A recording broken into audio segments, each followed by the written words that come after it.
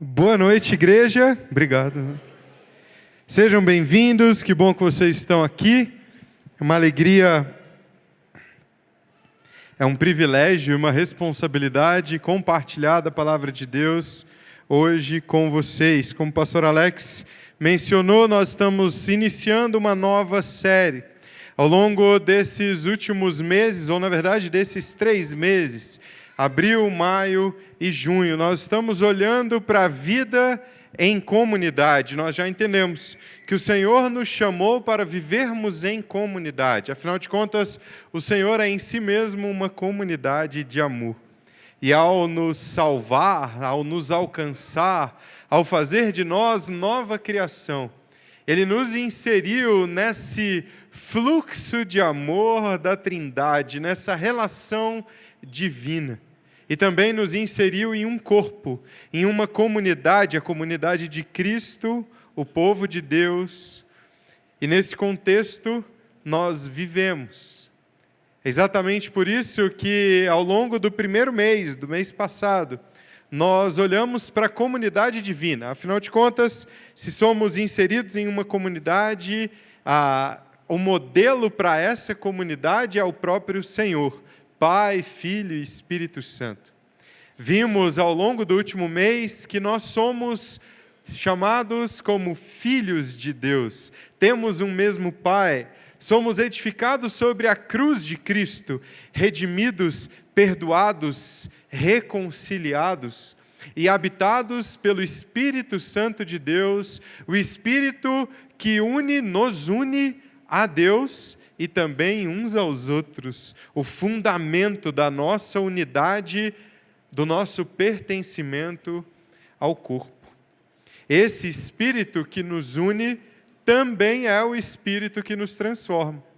Como vimos há 2 domingos com o pastor Pedro, na carta de Paulo aos Efésios, capítulo 2, verso 22, o apóstolo Paulo diz assim, ao falar sobre a comunidade de fé, sobre o corpo de Cristo.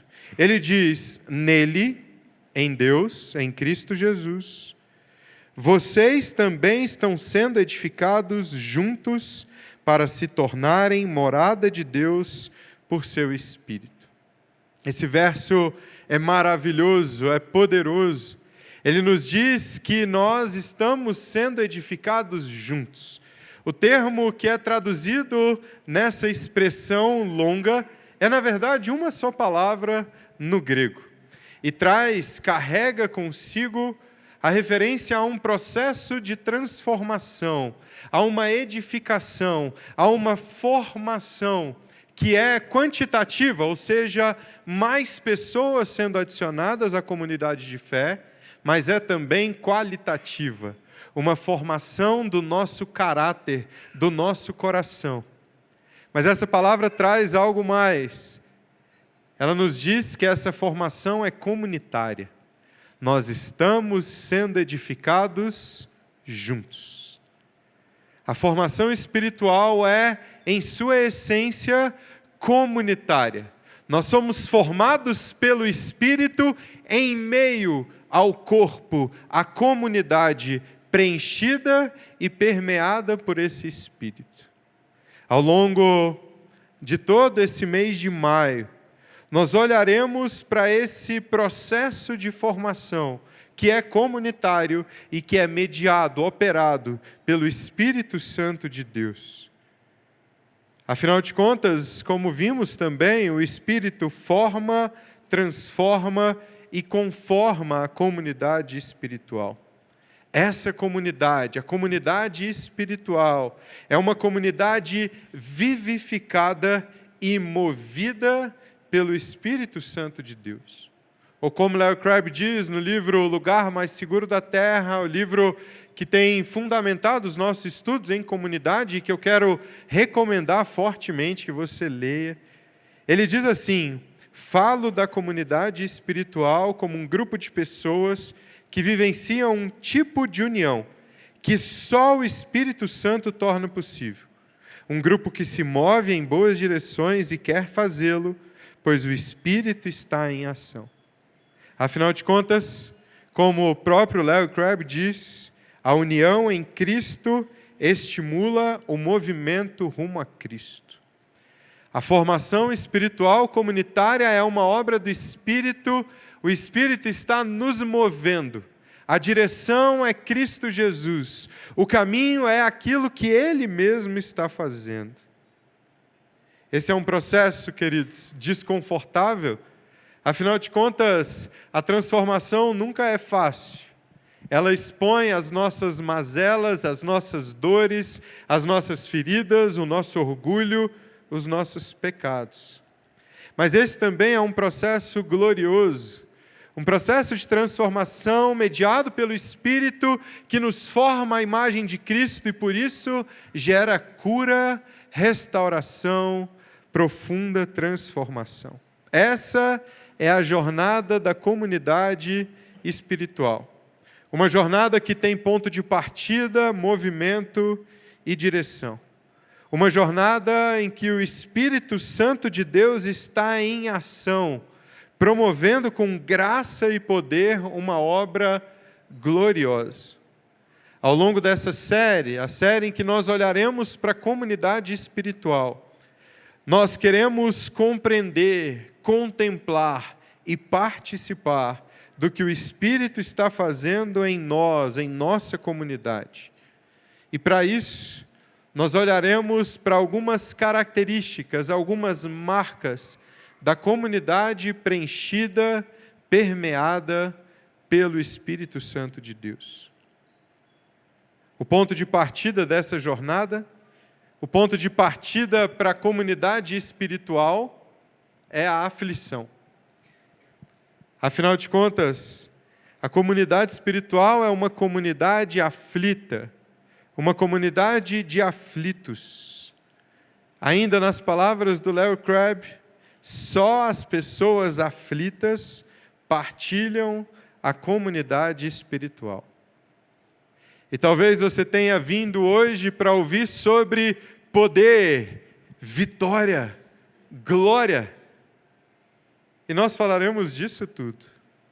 Mas para que cheguemos lá, precisamos antes reconhecer, olhar para dentro, para a nossa situação, para a nossa condição e reconhecer a nossa profunda aflição. Para nós compreendermos a comunidade aflita, nós olharemos para todos os versos que estão antes, no capítulo 2, daquele verso que nós lemos. Nós leremos o capítulo 2 da carta de Paulo aos Efésios, uma carta que foi provavelmente uma carta circular enviada às igrejas da Ásia Menor, que conclamava as igrejas a viverem à luz da realidade do Evangelho, a se apropriarem, a viverem comunitariamente à luz da cruz, do túmulo vazio e da exaltação de Cristo Jesus. Nós leremos juntos a carta aos Efésios no capítulo 2, e eu quero te convidar nesse momento a ficar de pé para lermos a palavra de Deus, nos colocarmos com reverência diante da palavra do Senhor, a palavra que nos dá vida. Você pode abrir a sua Bíblia de papel. Se você não trouxe, o texto aparecerá nas nossas telas. Mas eu quero te encorajar a trazer sua Bíblia, a manuseá-la. Você pode, não é pecado, rabiscar, marcar, grifar. Você pode trazer e, de preferência, ler em casa durante a semana. Vamos ler a palavra de Deus que está na carta aos Efésios, capítulo 2. E a palavra de Deus diz assim: vocês estavam mortos em suas transgressões e pecados, nos quais costumavam viver, quando seguiam a presente ordem deste mundo e o príncipe do poder do ar, o espírito que agora está atuando nos que vivem na desobediência. Anteriormente, todos nós também vivíamos entre eles, satisfazendo as vontades da nossa carne, seguindo os seus desejos e pensamentos. Como os outros, éramos por natureza merecedores da ira. Todavia, Deus, que é rico em misericórdia, pelo grande amor com que nos amou, deu-nos vida com Cristo quando ainda estávamos mortos em transgressões. Pela graça vocês são salvos. Deus nos ressuscitou com Cristo e com Ele nos fez assentar nas regiões celestiais em Cristo Jesus, para mostrar nas eras que hão de vir a incomparável riqueza de sua graça, demonstrada em sua bondade para conosco em Cristo Jesus. Pois vocês são salvos pela graça, por meio da fé, e isso não vem de vocês, é dom de Deus, não por obras, para que ninguém se glorie. Porque somos criação de Deus, realizada em Cristo Jesus, para fazermos boas obras, as quais Deus preparou antes de nós as praticarmos. Portanto, lembrem-se de que anteriormente vocês eram gentios por nascimento, e chamados incircuncisão pelos que se chamam circuncisão, feita no corpo por mãos humanas. E que naquela época vocês estavam sem Cristo, separados da comunidade de Israel, sendo estrangeiros quanto às alianças da promessa, sem esperança e sem Deus no mundo. Mas agora, em Cristo Jesus, vocês que antes estavam longe, foram aproximados mediante o sangue de Cristo. Pois Ele é a nossa paz, o qual de ambos fez um e destruiu a barreira, o muro de inimizade, anulando em seu corpo a lei dos mandamentos expressa em ordenanças. O objetivo dele era criar em si mesmo dos dois um novo homem, fazendo a paz, e reconciliar com Deus os dois em um corpo, por meio da cruz, pela qual ele destruiu a inimizade. Ele veio e anunciou paz a vocês que estavam longe e paz aos que estavam perto, pois por meio dele, tanto nós como vocês temos acesso ao Pai por um só Espírito.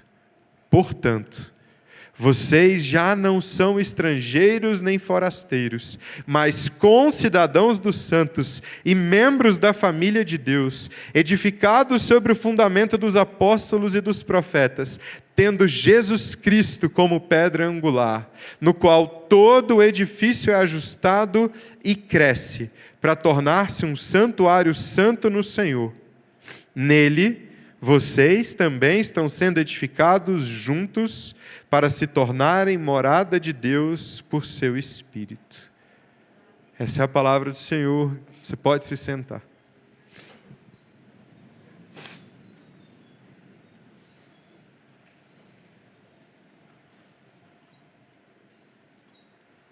Queridos, o capítulo que lemos é glorioso. E eu quero já te antecipar algo. Não há nada que eu possa falar, não há nenhuma explicação, acréscimo que seja mais glorioso, mais majestoso do que o que nós acabamos de ler aqui. Ao longo desse capítulo, o apóstolo Paulo nos apresenta dois movimentos. Do verso 1 ao verso 10, nós podemos chamar esse movimento de um movimento de reconciliação cósmica. O segundo movimento, que está presente dos versos 11 ao 22, uma reconciliação comunitária. Mas estes não são dois movimentos distintos, paralelos, separados, pelo contrário. São dois movimentos que caminham juntos. A reconciliação cósmica e a reconciliação comunitária estão intimamente relacionadas, de modo que uma não acontece sem a outra. A reconciliação cósmica implica necessariamente, obrigatoriamente, na reconciliação comunitária. E a reconciliação comunitária deriva diretamente, está intrinsecamente ligada à reconciliação cósmica. O apóstolo Paulo, inspirado pelo Espírito, como um gênio literário, utiliza uma estrutura textual marcante ao longo de todo esse capítulo, nesses dois movimentos. O apóstolo Paulo faz um contraste absoluto ele expõe um altíssimo contraste. Ele vai dizer, numa estrutura de isso ou aquilo, antes e depois, passado e presente. Como Eugene Peterson caracteriza esse capítulo, uma descrição preto no branco, uma linguagem que contrasta morte e vida. À luz desses dois movimentos, intimamente ligados, intrinsecamente relacionados, nós compreenderemos a comunidade espiritual como uma comunidade aflita e, em primeiro lugar, como uma comunidade de mãos vazias. A comunidade aflita, a comunidade espiritual, é uma comunidade de mãos vazias. Nos 3 primeiros versículos desse capítulo, nós vemos Paulo apontar para uma condição universal, uma condição de toda a humanidade. A condição em que todos nós nos encontramos e nos encontrávamos à parte de Cristo em nossa natureza caída. Ele vai dizer no verso 1, vocês estavam mortos em suas transgressões e pecados, nos quais costumavam viver quando seguiam a presente ordem deste mundo e o príncipe do poder do ar, o espírito que agora está atuando nos que vivem na desobediência. E no verso 3 ele vai dizer, anteriormente, todos nós vivíamos entre eles, satisfazendo as vontades da nossa carne, seguindo os seus desejos e pensamentos, e como os outros, éramos todos nós, por natureza, merecedores da ira. A realidade exposta pelo apóstolo Paulo é chocante. Antes da ação de Deus, todos nós estávamos espiritualmente mortos, alienados de Deus, afastados do Senhor, que é o doador da vida, e por isso não desfrutávamos de vida. Uma morte que não era consequência do pecado de alguém contra nós, como se fôssemos vítimas inocentes, mas que foi causada pelas nossas próprias transgressões. É por isso que ele vai dizer, mortos em nossas transgressões e pecados. Paulo aprofunda esse entendimento. Não estávamos apenas vivendo como mortos-vivos, mortos que andam por aí, mas éramos sujeitos, submissos a um reino de trevas. No verso 2, Paulo caracteriza essa vida que é a morte, sujeita ao poder das trevas. Isso é muito interessante, queridos. Quando declaramos a independência de Deus, não estamos declarando a autonomia humana. Estamos declarando a submissão a um outro tipo de reino, a um reino de morte, de dor, de angústia. No verso 3, Paulo vai dizer que esse tipo de vida é uma vida escrava, é uma vida escravizada aos próprios desejos, aos próprios pensamentos, às próprias vontades da nossa carne, do nosso pecado, os nossos desejos pecaminosos. Distantes de Deus, mortos em nossos delitos e pecados, sujeitos às obras das trevas, somos escravos dos nossos desejos pecaminosos, refém dos nossos pensamentos. Paulo deixa claro mais uma coisa, não há distinção. Paulo inclui todos, sem exceção, em um mesmo grupo. Longe de Cristo, estamos todos mortos em nossas transgressões e pecados, escravos da nossa própria vontade, sujeitos, submissos e participantes do reino das trevas. Em seu contexto específico, Paulo inclui no mesmo bolo judeus e gentios, uma inclusão escandalosa, uma inclusão igualmente chocante. Ao dizer anteriormente, todos nós também vivíamos entre eles, Paulo está se incluindo a sua condição como judeu, como hebreu, nesse mesmo grupo. Mas por que essa era uma inclusão escandalosa? Queridos, os judeus foram um povo escolhido por Deus para receber a sua revelação, a lei, para realizar seu plano de abençoar todas as famílias da terra. Eram o povo da promessa, das alianças, descendentes de Abraão, conhecedores das palavras de Moisés, que haviam sido governados por Davi, leitores comprometidos da Torá, das Escrituras. Entretanto, todas essas coisas, a lei, os profetas, as alianças, as promessas, o verdadeiro descendente de Abraão, apontavam para o Messias, Cristo Jesus. De modo que, separado deles, todas elas eram separados dele, de Cristo Jesus, todas elas eram infrutíferas para gerar vida. Longe de Cristo Jesus, absolutamente todos eram e ainda são, por natureza, merecedores da ira, como ele vai concluir no verso 3.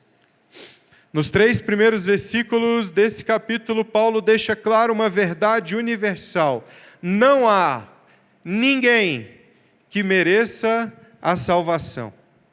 Não há um sequer que possa reivindicar de Deus algo. Não há ninguém que possa se orgulhar das suas próprias conquistas. Não há ninguém que possa se achegar a Deus com boas ações, dizendo: está vendo, Senhor, eu mereço a sua bondade. Está vendo, Senhor, olha tudo o que eu fiz por ti. Não há ninguém que possa oferecer algo a Deus a fim de convencê-lo. Meus irmãos, não há mérito, não há merecimento diante de Deus. Não há esforço que seja capaz de nos justificar diante de Deus. Todos nós e cada um de nós é desesperadamente necessitado da graça. Miserável pecador.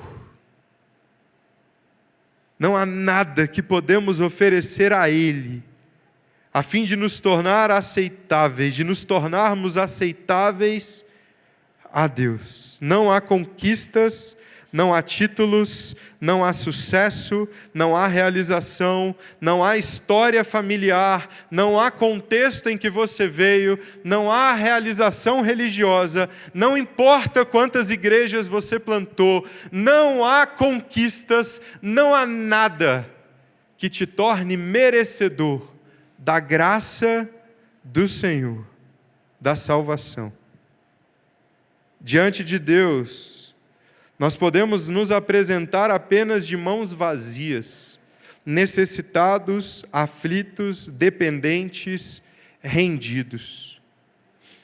Como o pastor John Ortberg vai dizer, deixe de lado a imagem reluzente.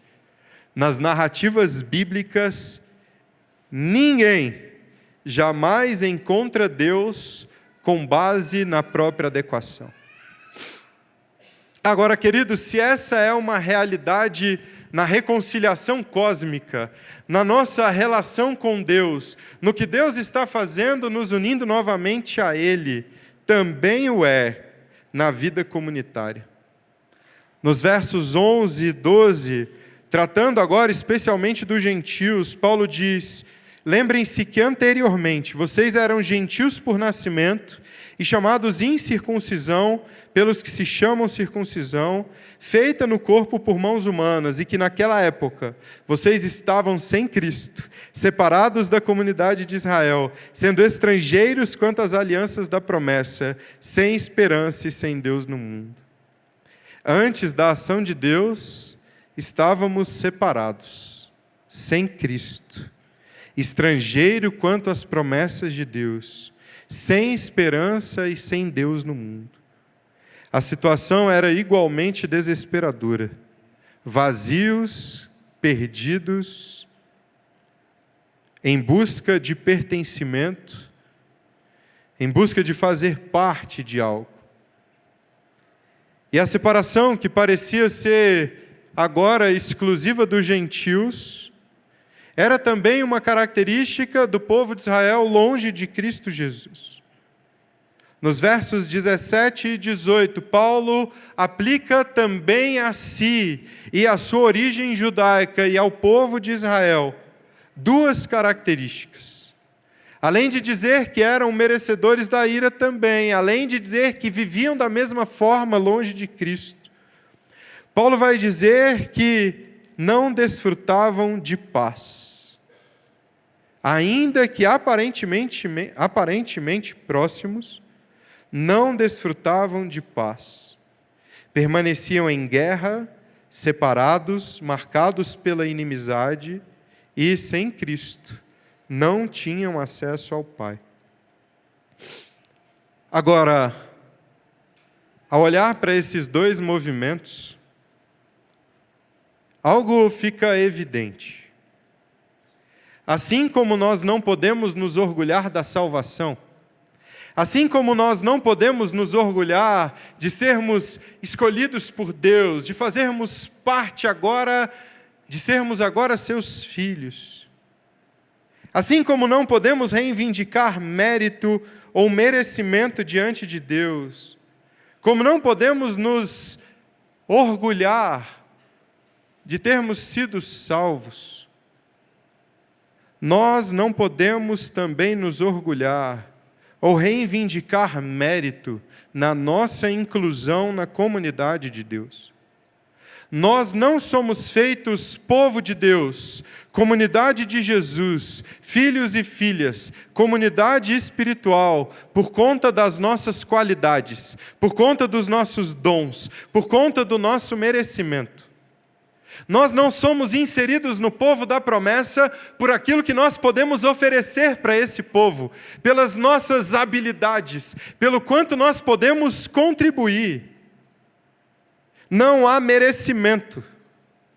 Somos inseridos na comunidade de Deus, na comunidade espiritual, pela graça. Somos feitos família de Deus, pela obra exclusiva da sua misericórdia. Nós não merecemos fazer parte da comunidade espiritual.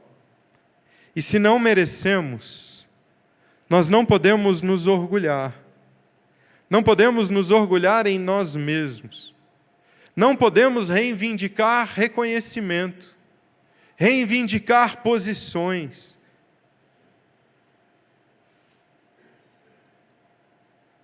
Afinal de contas, queridos, não são as nossas habilidades, as nossas qualidades, as nossas potencialidades que nos unem na vida em comunidade. Pelo contrário, são as nossas aflições. São as nossas aflições e não as nossas qualidades que nos unem na comunidade espiritual. É a nossa necessidade, não a nossa fartura. É o nosso desespero, não a nossa segurança. E compreender isso muda tudo. Muda profundamente a forma como nós nos relacionamos. Muitas vezes,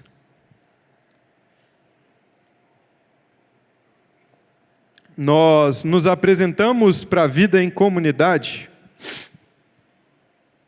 carregando algumas coisas.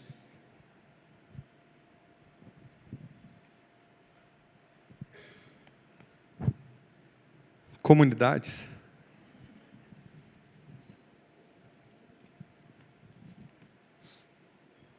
Nós nos apresentamos para a vida em comunidade carregando os nossos dons, os nossos talentos, as nossas conquistas, aquilo que construímos ao longo da vida, carregando os nossos recursos, afinal de contas, alguns têm muitos, carregando os nossos títulos, o nosso sucesso acadêmico, aquilo que nós nos orgulhamos de ter desenvolvido ao longo de anos de estudo, carregando as nossas histórias, a história da nossa família, as nossas realizações, carregando o nosso conhecimento. Afinal de contas, muitos de nós sabem muita coisa. Carregando o nosso sucesso. E vivemos em comunidade orgulhosos de todas essas coisas. Entramos para a vida em comunidade abraçando todas essas coisas, expondo todas elas. Afinal de contas, na nossa compreensão, são elas que nos definem, que nos dão valor, que nos dão segurança. Somos definidos, a nossa identidade está em cada uma delas. Esse é o chamado do mundo. O mundo nos diz, seja excepcional. Seja a diferença que você pode fazer no mundo. E passamos a viver então em busca de diferenciais. Nos comparando, buscando aquilo que pode nos exaltar, nos gloriar.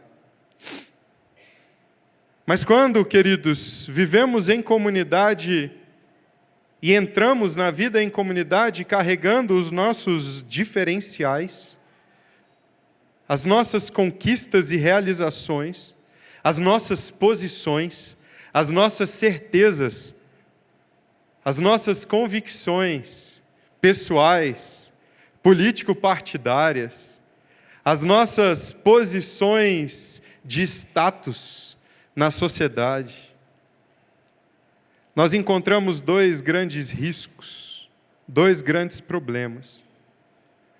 Quando entramos na comunidade carregando todas essas coisas, o primeiro risco é de não sermos valorizados por elas.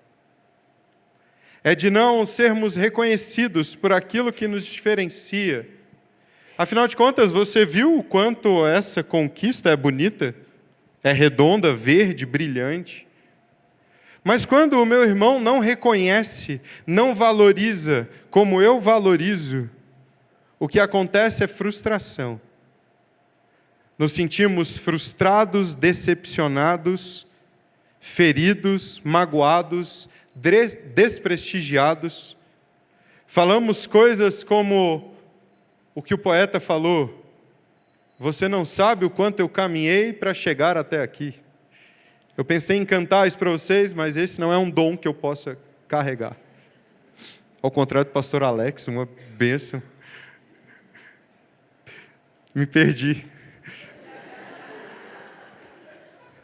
E por fim, quando entramos na vida em comunidade carregando os nossos dons, talentos, realizações, e não somos valorizados, reconhecidos, acabamos por nos afastar, por nos separar, por dizer, se você não vê, você não me merece. Mas há um segundo risco, porque na vida em comunidade, muitas vezes, nós entramos assim, e outras pessoas entram assim. E de repente, os nossos diferenciais entram em choque com os diferenciais do outro. E passamos então a proteger os nossos diferenciais, a nos isolar, afinal de contas, vai que você tem mais do que eu. Vai que os seus diferenciais sejam mais bonitos. E por fim, ganhando ou perdendo, passamos a não aceitar o outro, a não aceitar a sua posição, o seu pensamento. A diferença entre nós se torna incompatível, Afinal de contas, o meu diferencial é importante demais para conviver com o seu diferencial. E preocupados com a preservação das nossas diferenças, vivemos com medo de que alguém possa destruir essas diferenças, minar a nossa sensação de bem-estar, diminuir o nosso valor. E nós começamos a nos agarrar de modo ansioso a tudo que temos, nossas posses, nossos títulos, nossas habilidades. Mas a realidade, queridos, é que quando entramos na vida em comunidade, quando passamos a viver pertinhos um do outro, na comunidade espiritual, esses diferenciais são progressivamente, às vezes mais rápido do que nós gostaríamos, destruídos, destronados, porque nós passamos a esbarrar uns nos outros. E talvez uma pergunta sincera, uma opinião descuidada, uma mensagem não respondida, talvez um conflito, façam com que esses diferenciais caiam por terra. E nós perceberemos então a nossa fragilidade, a nossa miséria, a nossa necessidade. E haverá então uma opção: sair ou permanecer. Na comunidade espiritual, o que nos une não é aquilo que nós carregamos, são as nossas mãos vazias, completamente necessitadas, desesperadamente necessitadas da graça do Senhor. E ao reconhecer essa condição, a nossa necessidade, a nossa dependência, a nossa miséria, nós podemos então nos tornar, enfim, participantes da comunidade de mãos vazias. Como Henry Nouwen diz, enquanto uma vida baseada em nossas diferenças faz com que pareçamos estranhos uns aos outros, uma vida baseada em nossa fragmentada condição e nossa necessidade de cura nos aproxima, e com isso, estimula a formação da comunidade. Quer queiramos, quer não, a vida em comunidade expõe as mazelas mais profundas do nosso coração, traz à tona o fedor da nossa lepra. A vida em comunidade expõe o que verdadeiramente está dentro de nós. O nosso egoísmo, as dores, as feridas que causamos e que sofremos ao longo da vida. Seja por um constrangimento, por um conflito, os nossos medos e aflições virão à tona. E nós então nos perguntaremos novamente: será que devemos permanecer? A comunidade destrói aquilo sobre que construímos o nosso orgulho. Mais uma vez, o Henry Nouwen diz: o que acontece é que, justamente no momento em que você se torna membro da comunidade, quando começa a formar amizades, quando cria uma profunda intimidade, sempre entra em contato com a fragmentação mais profunda que está dentro de você e descobre suas feridas mais profundas. A comunidade tem o poder de expor as suas dores.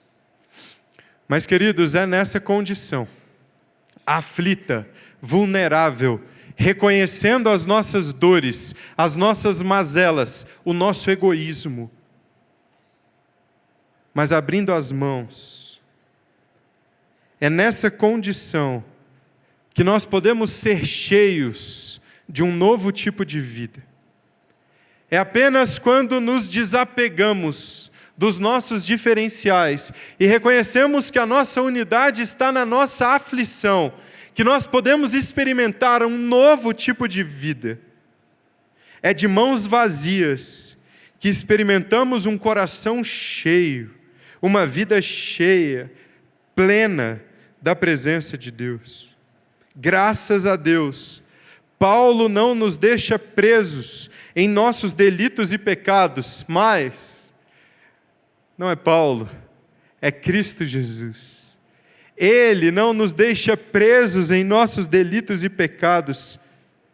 Há um todavia que muda tudo.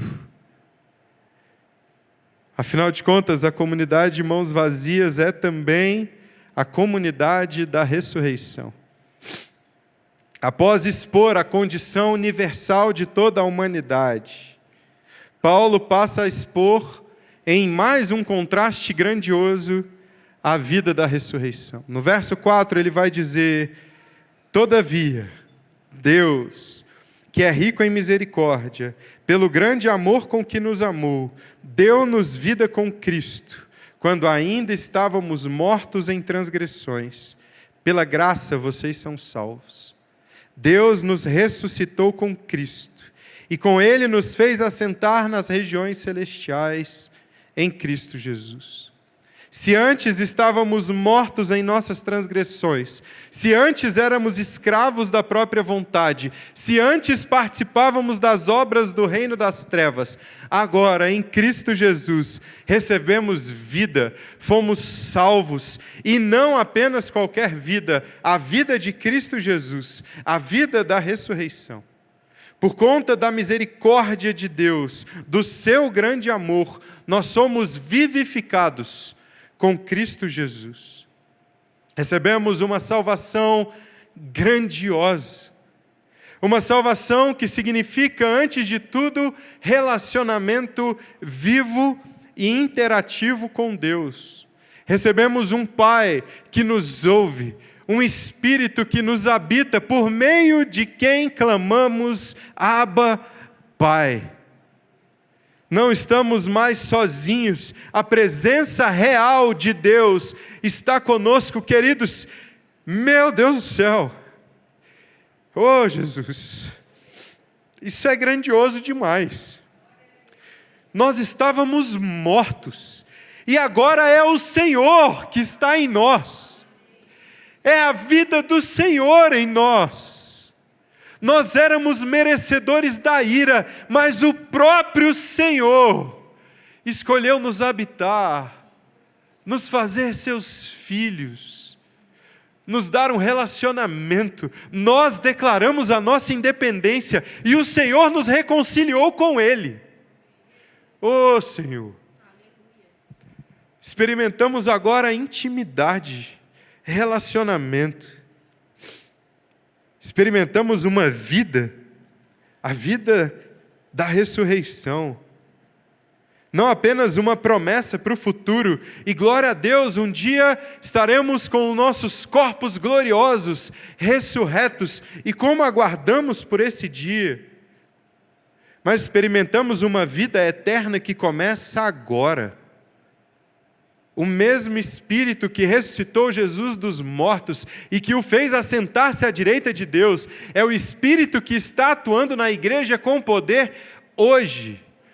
A comunidade espiritual é unida, é preenchida não por qualquer força, não por qualquer outra coisa, mas pelo Espírito Santo de Deus que ressuscitou Cristo Jesus dos mortos.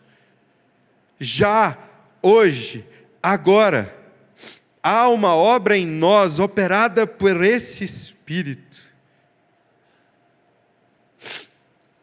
Significa também essa grande salvação, que nós podemos nos gloriar, estar seguros, confiar que a vitória de Cristo Jesus é também a nossa vitória. E porque Ele venceu, porque Ele venceu a morte, porque Ele triunfou na cruz do Calvário, nós também triunfaremos com Ele. Assentados agora nas regiões celestiais, nós compartilhamos da sua vitória sobre o pecado, sobre o diabo e sobre o mundo. Aquilo que nos prendia, aquilo que nos escravizava, foi vencido na cruz. Somos livres, E é claro, ainda lutamos. Afinal de contas, ainda vivemos na presente era caída. Mas desfrutamos de uma realidade vitoriosa. A presença de Cristo em nós, e por meio dessa presença, aprendemos dia após dia com o Senhor, em comunidade, a viver à luz da ressurreição e da vitória de Cristo. Essa salvação tão grandiosa é apresentada pelo apóstolo Paulo como uma nova criação no verso 10. Somos agora criação de Deus realizada em Cristo Jesus. Na vida da ressurreição, somos moldados à imagem do primogênito dentre os mortos, Cristo Jesus, o que ressuscitou e vive. Somos formados por meio do Espírito, aquele que nos enche da vida do Filho. Como Dallas Willard diz, na regeneração, Deus, utilizando diversos meios, comunica a sua própria vida à vida caída do ser humano que está separado dele. A atividade de Deus agora penetra o mundo obscurecido da alma humana e começa a agir nele e ao seu redor. A salvação, o ser salvo, não é então uma existência humana pobre, meramente terrena, mas uma vida com uma conta celestial repleta dos méritos transferidos de Cristo. É sim uma existência humana, por mais humilde que seja, mas na qual as correntes da vida divina começaram a pulsar. Queridos, essa é a vida da ressurreição. Mas essa vida da ressurreição é vivida e experimentada em comunidade.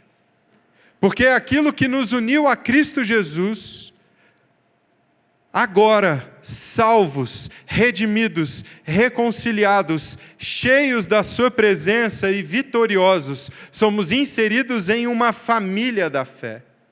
Antes estávamos longe, agora fomos aproximados. Antes não havia paz, agora há paz. Antes havia um muro que nos separava, agora somos feitos um só corpo. A vida da ressurreição é vivida em comunidade. E na medida que nós nos apresentamos à nossa comunidade de mãos vazias, sem nada do que possamos nos orgulhar, nós passamos a experimentar pela obra de Deus, pela presença do seu Espírito, uma vida cada vez mais cheia, sendo completada em meio às dificuldades, em meio às aflições, em meio às tribulações. Nós podemos experimentar pela obra do Espírito Santo de Deus em nós, a plenitude de Deus. A presença gloriosa de Deus agora habita a comunidade espiritual.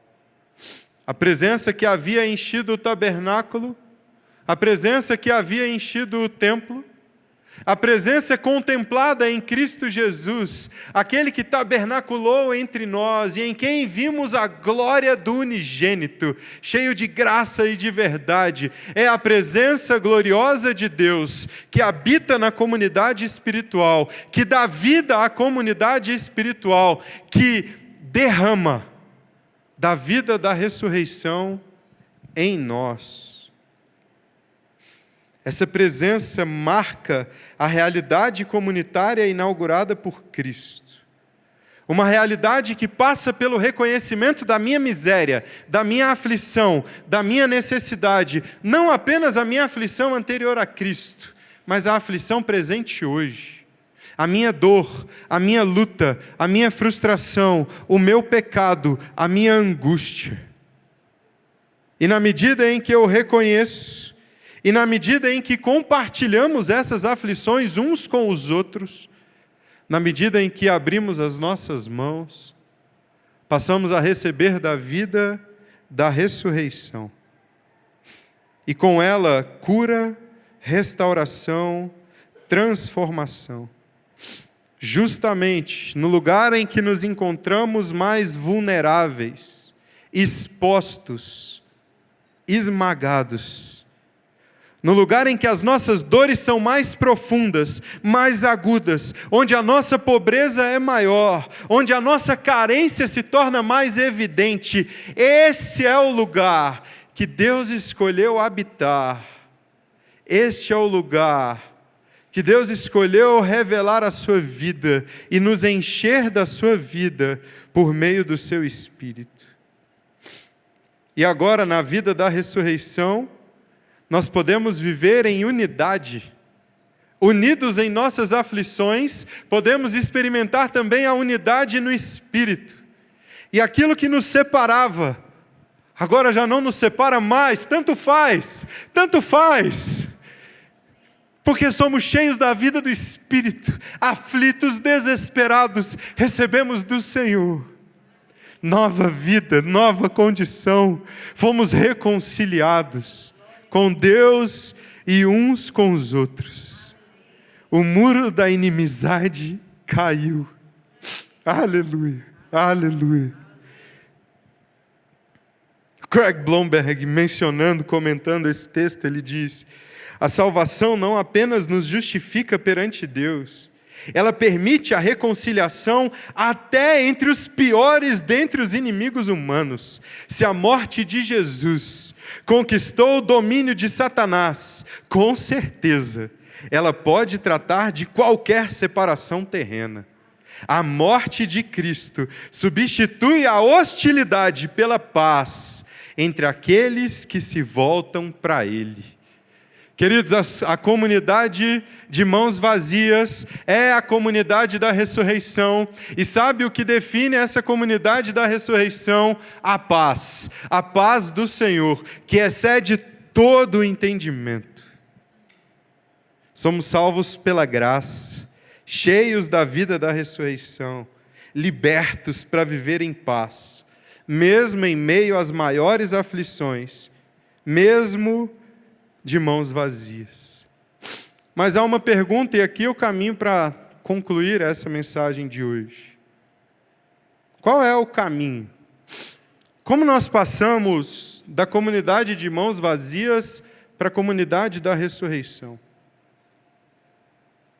Queridos, a resposta está em outro par de mãos.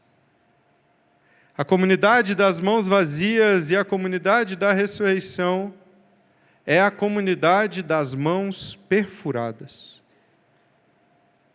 Ao longo de todo esse capítulo, ao fazer o contraste entre morte e vida antes e depois, Paulo nos apresenta o que nos fez, o que nos transportou de um lado para o outro, o que nos salvou. Queridos, o que nos leva da morte para a vida, da separação para a união, da inimizade para a paz, da ira para a salvação, do reino das trevas para o reino da luz, o que nos dá a vida da ressurreição é a obra de Cristo Jesus. O sangue derramado na cruz, a coroa de espinhos, o seu corpo esmagado e moído, o seu lado traspassado por uma lança, são as suas mãos perfuradas por pregos. Se nós não podemos nos orgulhar, se nós não temos nada para oferecer, o Senhor decidiu nos encontrar em meio à nossa aflição e levar sobre si as nossas dores, levar sobre si a nossa condenação, para nos dar uma nova vida, para nos dar uma nova condição, a vida do próprio Senhor. Foi Ele, é por meio dEle, é por Cristo Jesus, é pelo sangue vertido na cruz. Nós somos aproximados mediante o sangue, somos reconciliados pela sua morte, somos libertos, pois Ele levou em seu corpo a escrita da dívida que nos era contrária. Nós não tínhamos como nos ajudar, mas o Senhor, que é rico em misericórdia, entregou-se a si mesmo por amor. Tomou sobre si as nossas dores. Queridos, Cristo, aquele por meio de quem todas as coisas foram feitas, participou da nossa aflição. A sua graça nos salvou. Foi por meio de Cristo. É apenas por meio da sua morte, da sua ressurreição, que nós podemos experimentar uma nova vida. Não há o que possamos fazer. Mas, queridos, a graça que nos salva, nos chama a exercer graça uns com os outros. Se vivemos em uma comunidade que foi comprada por mãos perfuradas, nós somos chamados a olhar para essas mãos perfuradas, a olhar para essa graça e a aprender com ela sobre como devemos viver uns com os outros. Afinal de contas, o Cristo que participou da nossa aflição nos envia para participar da aflição uns dos outros. A comunidade das mãos perfuradas, a comunidade espiritual aprende com aquele que teve as suas mãos perfuradas por amor, que decidiu participar da nossa aflição, a viver em meio às aflições uns dos outros com amor, graça e misericórdia. O problema é que muitas vezes nós nos alegramos em fazer parte. Nós levantamos as nossas mãos e louvamos ao Deus que nos salvou, que nos encheu da sua própria vida. Mas nós não nos submetemos à vida da comunidade aflita. Nós decidimos não participar da aflição do outro. Nós decidimos não furar as nossas mãos. A realidade é que muitas vezes não são nem cravos. São pequenos espinhos, ferpas. Às vezes, com tanto medo de participar da aflição do outro, a gente nem se aproxima. Porque quando essa aflição se torna visível, Mas, queridos, a comunidade espiritual, a comunidade aflita, é a comunidade que decide participar da aflição um do outro, compartilhar as suas aflições, permanecendo, porque é permanecendo que vai experimentar a vida da ressurreição. E decide participar das aflições, porque foi o próprio Senhor que veio em nossa direção e participou das nossas aflições. Eu quero concluir citando mais uma vez o Larry Crabb. Ele diz: uma comunidade espiritual, uma igreja, é repleta de pessoas aflitas que viram suas cadeiras umas para as outras, pois sabem que não podem viver sós. Essas pessoas aflitas caminham juntas com suas feridas, preocupações e fracassos à mostra, mas são capazes de enxergar, além da aflição, algo vivo e bom, algo integral. Hoje nós vamos participar da ceia do Senhor. Comeremos do pão, beberemos do vinho. Mas, queridos, a participação na ceia do Senhor é para aqueles que reconhecem a sua própria necessidade. É para os discípulos de Jesus que já depositaram nele a sua fé, pois reconhecem que não tem nada para oferecer. Que reconhecem que são salvos pela graça e pela graça somente. Que confessam a sua dependência. Afinal de contas, comer do pão é participar do corpo que foi entregue em nosso favor. Beber do suco é participar do sangue que foi derramado em nosso favor. Sentar-se à mesa de Jesus é anunciar a morte de Jesus com humildade, pois Ele morreu pelos nossos pecados. Em meio às nossas aflições, participar da ceia é participar da sua aflição, da aflição de Cristo, reconhecendo que foi por nós. É receber da sua presença, é encher nossa mente e o nosso coração com aquilo que Jesus fez. Mas, queridos, participar da ceia também é decidir fazer isso juntos. A ceia é uma experiência comunitária, você sabe disso. Participar da ceia é reconhecer que o que nos une é a nossa aflição. E por isso é para aqueles discípulos que estão em comunhão com o corpo. É para aqueles que se renderam, que se reconheceram as suas aflições e se prostraram, mas é também para aqueles que estão em comunhão com o corpo, que se despiram do orgulho e reconheceram a sua aflição comum. Por isso eu quero te dar um tempo, quero te convidar a fechar os seus olhos nesse momento e a te dar um tempo para isso, para se render. Talvez você ainda não tenha feito isso diante do Senhor. Você ainda não tenha se achegado de mãos vazias. Talvez você ainda esteja se apresentando ao Senhor com tudo o que você fez. E nessa noite, essa noite é noite de abrir mão, de se render, de reconhecer a sua dependência, de reconhecer a sua miséria, de confessar os seus pecados, de se arrepender dos seus maus caminhos e receber de Cristo Jesus uma nova vida, a vida da ressurreição. Mas talvez nessa noite seja noite de reconciliação, de se arrepender,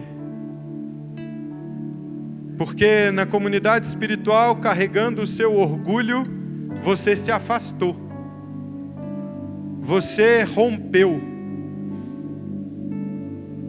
você levantou um muro de inimizade,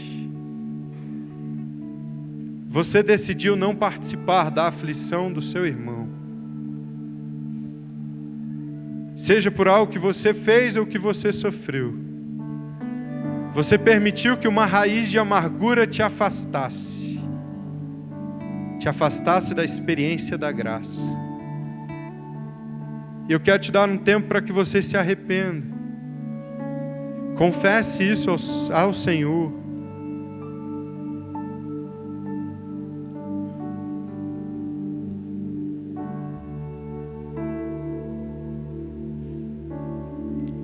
Se apresente a Ele de mãos vazias.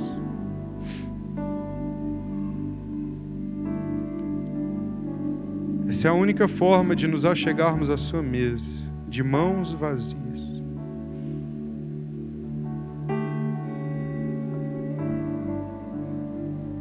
Senhor, nós não temos nada para te oferecer, apenas a nossa miséria, a nossa dor, a nossa angústia, a nossa aflição, os nossos pecados, as nossas lutas.